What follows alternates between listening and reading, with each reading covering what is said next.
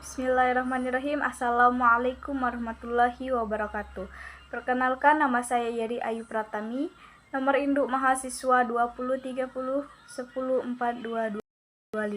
Di sini saya akan menjabarkan resume makalah saya untuk mata kuliah Peradilan Agama di Indonesia dengan judul makalah Peradilan Agama di Indonesia pada masa Reformasi 1998 sampai dengan sekarang. A. Penataan dan wewenang peradilan agama pada masa reformasi. Memasuki era reformasi, seiring dengan tuntutan adanya reformasi di bidang hukum, peradilan agama mengalami perubahan yang cukup signifikan, baik menyangkut status, kedudukan, maupun kewenangannya.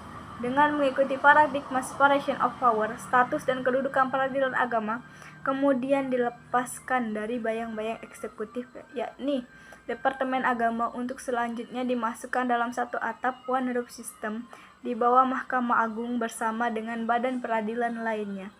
Misalnya, menyangkut sengketa keperdataan antara orang Islam sudah tidak lagi bersinggungan dengan peradilan umum, melainkan sudah bisa diputuskan secara langsung. Perubahan signifikan menyangkut kewenangan peradilan agama secara konstitusional diperoleh melalui Undang-Undang Nomor 3 Tahun 2006.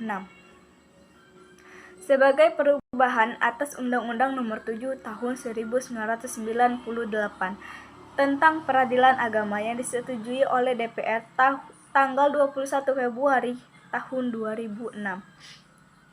Undang-undang ini muncul sebagai konsekuensi adanya Undang-Undang Nomor 4 Tahun 2004 pada pasal 2 Undang-Undang Nomor 3 Tahun 2006 tersebut ditegaskan bahwa peradilan agama adalah salah satu pelaku kekuasaan kehakiman bagi rakyat pencari keadilan yang beragama Islam mengenai perkara tertentu. B. Kedudukan pengadilan agama dalam Undang-Undang Dasar 1945. Undang-Undang Dasar 1945 Pasal 24 Ayat 2 menyatakan kekuasaan kehakiman dilakukan oleh sebuah Mahkamah Agung dan badan peradilan yang ada di bawahnya. Dalam lingkungan peradilan umum, lingkungan peradilan agama, lingkungan peradilan militer, lingkungan peradilan tata usaha negara, dan oleh sebuah Mahkamah Konstitusi. C. Kedudukan peradilan agama dalam Undang-Undang Nomor 35 Tahun 1999. Perkembangan penting dalam Undang-Undang Nomor 35 Tahun 1999 ini organisasi, administrasi, dan finansial pengadilan sebagai berikut. 1. Pembinaan organisasi, administrasi, dan finansial semua badan peradilan yang semula berada di bawah departemen masing-masing dialihkan ke Mahkamah Agung. Pasal 11 Ayat 1. 2.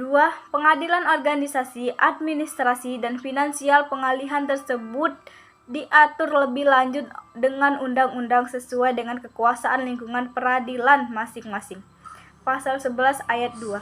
3. Pengalihan organisasi, administrasi, dan finansial pengalihan tersebut dilakukan secara bertahap. Paling lama 5 tahun sejak undang-undang ini mulai berlaku. Pasal 11A Ayat 1. 4. Pengalihan organisasi, administrasi, dan finansial bagi peradilan agama waktunya tidak ditentukan dalam pasal 11A Ayat 2. 5. Pelaksanaan pengalihan secara bertahap ditetapkan dengan keputusan Presiden. D. Kedudukan peradilan agama dalam Undang-Undang Nomor 4 Tahun 2004. Pertimbangan penting perubahan Undang-Undang Kekuasaan Kehakiman melalui Undang-Undang Nomor 4 Tahun 2004 ini adalah untuk merealisasikan amanat dari Undang-Undang Nomor 35 Tahun 1999, yakni mengalihkan semua pengadilan dari masing-masing departemennya menjadi satu atap di bawah Mahkamah Agung untuk menjamin kemerdekaannya dari campur tangan eksekutif dan menguatkan kedudukan pengadilan.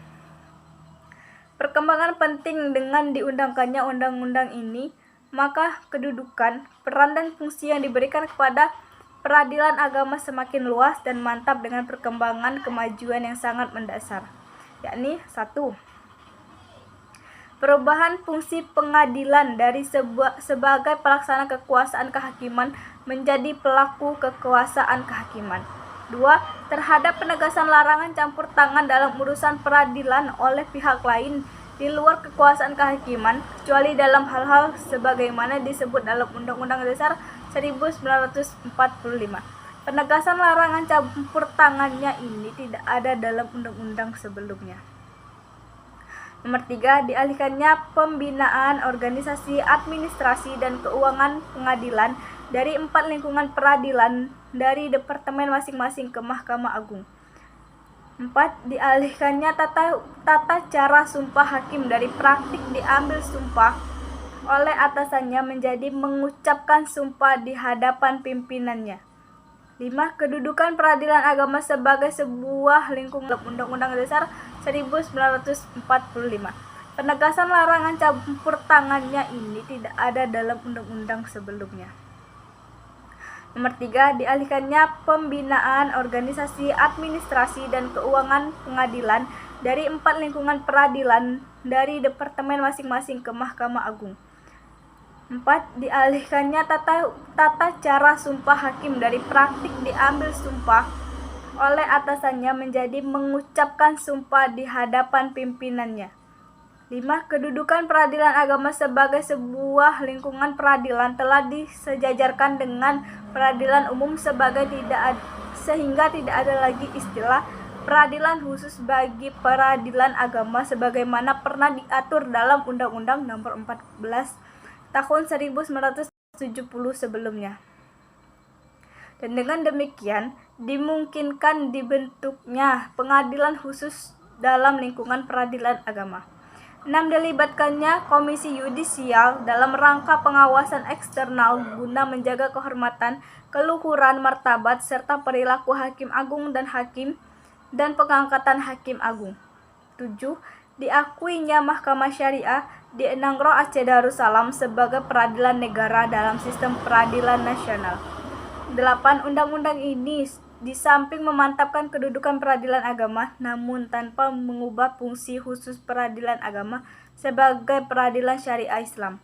Pertama, dari sudut kedudukan dan kelembagaan, maka peradilan agama telah sejajar dengan Badan Peradilan Umum, yakni sebagai pengadilan negara di bawah Mahkamah Agung. Kedua, dari sudut fungsi yang diembannya, maka peradilan agama tetap merupakan peradilan khusus atau spesifik, yakni sebagai peradilan syariah Islam.